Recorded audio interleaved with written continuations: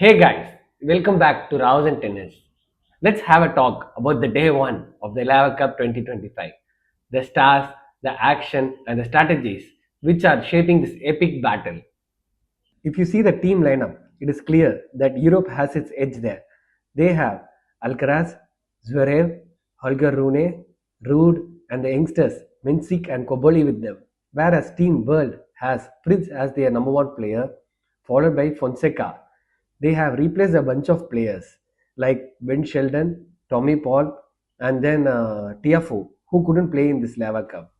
Ben Sheldon and Tommy Paul couldn't play this tournament because of injury, whereas Tiafoe he participated in the Davis Cup playing for USA, so he skipped Laver Cup.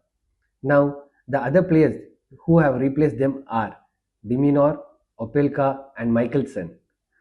O- On the whole, they have managed to make a team.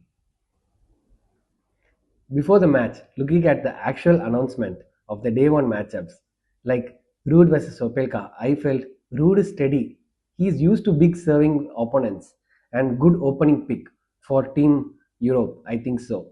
And then when it comes to Mensik versus Michelson, both are youngsters and it will be a risky match, like anybody can win. And when it comes to Koboli versus Fonseca, thought that World is going to take that point easily because Fonseca is dominating there. And then at last, Alcaraz and Mensik versus the Fritz and Michelson, the doubles. While I saw those, I was thinking like Europe would want to put their pairing in doubles to maximize the chance of clinching the third point. And the overall strategy of Team Europe would be like win the first two singles and avoid dropping both the singles event. And they want to solidify the points by winning the doubles event. So they made up the doubles very strong team.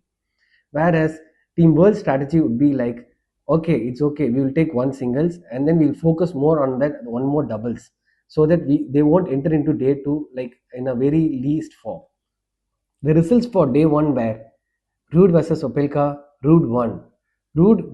Had a very solid win. He managed Opelka's serve in a very good way. And then Mensik versus Michelson, it was a very tough, close match where it led to a deciding tiebreak and Mensik won there. Even the tiebreak score was very close, like 10-8. It was a tight finish there. And then Koboli versus Fonseca. There Fonseca had his win as already predicted in a direct sets. And at last, Alcaraz and Mensik versus Fritz and Michelson. There, Alcaraz and Mensik defeated Fritz and Michelson in a direct sets. But still, Alcaraz and Mensik didn't have any break point. They have to save only one set point to have this win. And in the end of the day, Team Europe was leading 3-1 against Team World.